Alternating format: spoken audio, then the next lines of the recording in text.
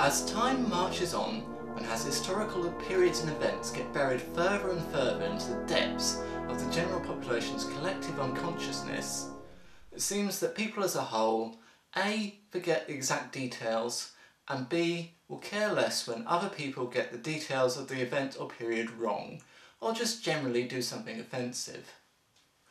And so it is that Japanese plot writers seem to have a little more, let's use the word flexibility, when dealing with historical events. For example, it's probably too soon for a series featuring an undead Albert Einstein stopping evil demons from destroying the world. However, an undead Francis Bacon saving the world from said evil demons has been done, and did quite well. You wouldn't have Pope John Paul II leading a holy order of priests and nuns to fight those evil demons either, but set it back in time a little bit, and suddenly it's acceptable. Okay, so just in case you've not guessed yet, Chrono Crusade features various members of the Christian Church fighting off demons. Well, I say Christian. The only reference material the author seems to have had was a few pictures of how people of Christian faith tended to look like, which he then ignored, citing the lack of machine guns and complaining that none of the women were showing suitable amounts of skin to provide enough fan service for any male members of his audience.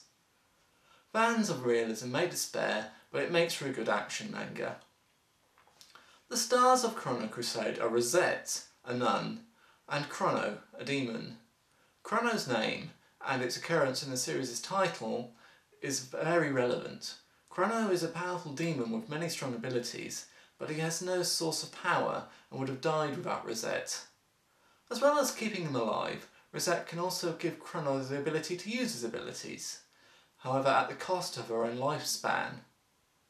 Although Rosette doesn't seem too bothered about her shortened life expectancy, it does cause a big problem. Chrono and Rosette are not just hanging around waiting for a plot to happen.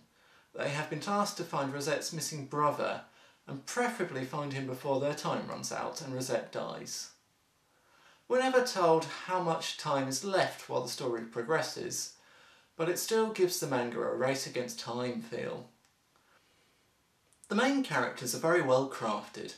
For a manga to be enjoyable and funny, you need to be able to generate a laugh at the main characters, and Rosette and Chrono's characters are well written. They are serious when needed, but switch to being over the top for laughs when not.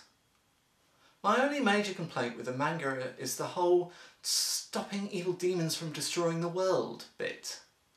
Any comic should make the reader eager to turn over each page in order to find out what happens next, but so many manga, anime and video games have used "let's save the world" as an overarching plot, it's just not interesting anymore.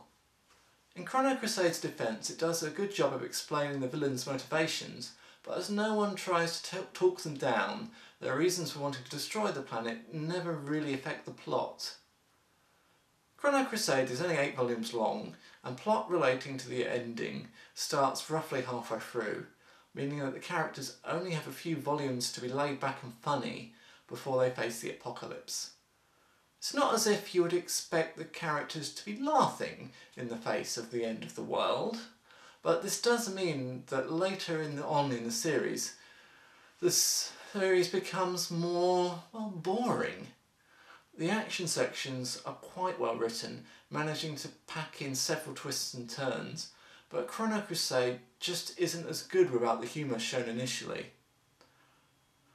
However, one of the draws of Chrono Crusade is that while the story is in progress, it's not at all clear what's going to happen to the participants at the end. And as soon as the story is over, the manga doesn't just end telling us that they all lived happily ever after. Cleverly, quite a long time is spent detailing what happens to each of the main characters afterwards. This is a nice reward for any reader who stuck through the series, wondering what would happen to their favourite characters. Though the author doesn't hold back, so expect a few tears in your eyes.